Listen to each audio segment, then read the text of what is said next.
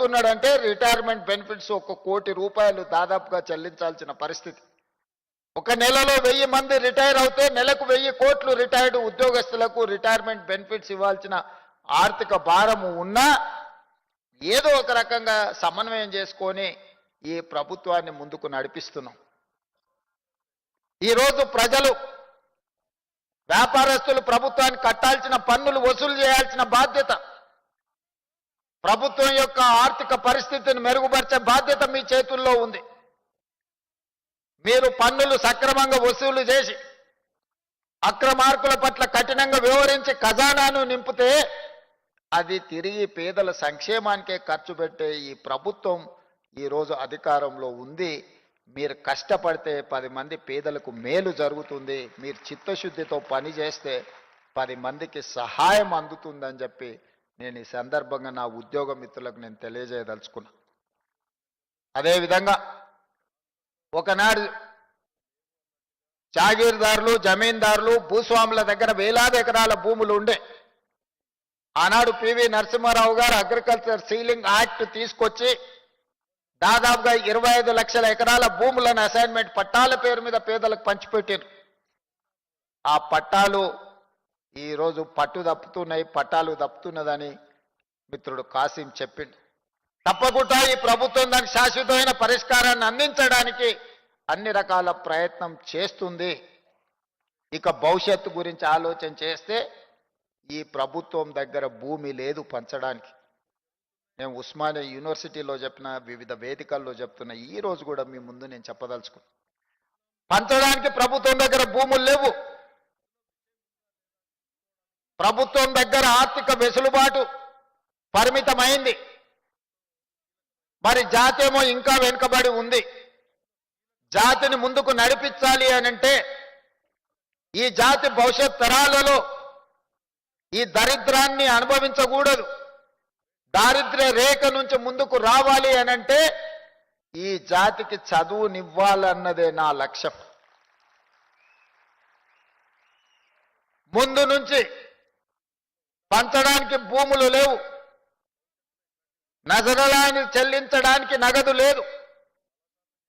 కానీ మిమ్మల్ని చదివించడం ద్వారా, మీలో చైతన్యం నింపడం ద్వారా ఈ సమాజంలో మిమ్మల్ని ప్రయోజకులను మార్చడానికి ఈరోజు విద్యాశాఖ నా దగ్గర పెట్టుకొని దాన్ని ప్రక్షాళన చేసి విద్య గ్రామాలకు చేరింది, విద్య తండాలకు చేరింది, గూడాలకు చేరింది.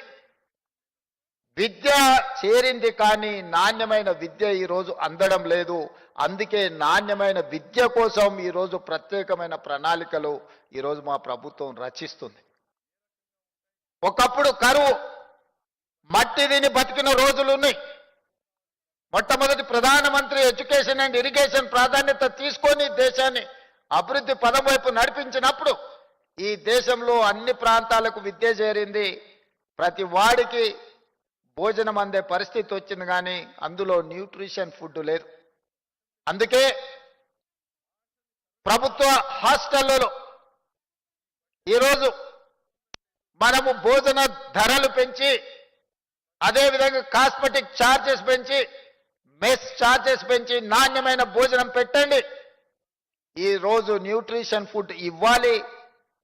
ఈరోజు వాళ్ళని జ్ఞానవంతులను చేయాలనే ప్రయత్నం చేస్తున్నాం. ఇది అమలు జరగాలంటే, ఇది పేదలకు చేరాలి అనంటే అందులో మీరు భాగస్వాములు కావాలి. ఈరోజు నాణ్యమైన విద్యను అందించాలంటే, న్యూట్రిషన్ ఫుడ్ పేదలకు చేరాలి అనంటే ఈ ప్రభుత్వ నిర్ణయాన్ని అక్కడికి చేర్చాల్సిన వారధులు, సారథులు మీరే. ఇక్కడున్న వేలాది మంది నా ప్రభుత్వ ఉద్యోగులు అని చెప్పి నేను ఈరోజు చెప్పదలుచుకున్నా. ఇవాళ ఒక్కటే మీ జీవితంలో మార్పు తెస్తుంది. ఇవాళ మీరందరూ ఇక్కడ ఆర్డీఓలు ఉండొచ్చు, డిఎస్పీలు ఉండొచ్చు, ఎంఆర్ఓలు ఉండొచ్చు, లేకపోతే ఇతర ఉన్నతాధికారులు ఉండొచ్చు, విఆర్ఓలు ఉండొచ్చు. ఇంతకుముందు తహసీల్దార్ గారు మాట్లాడారు.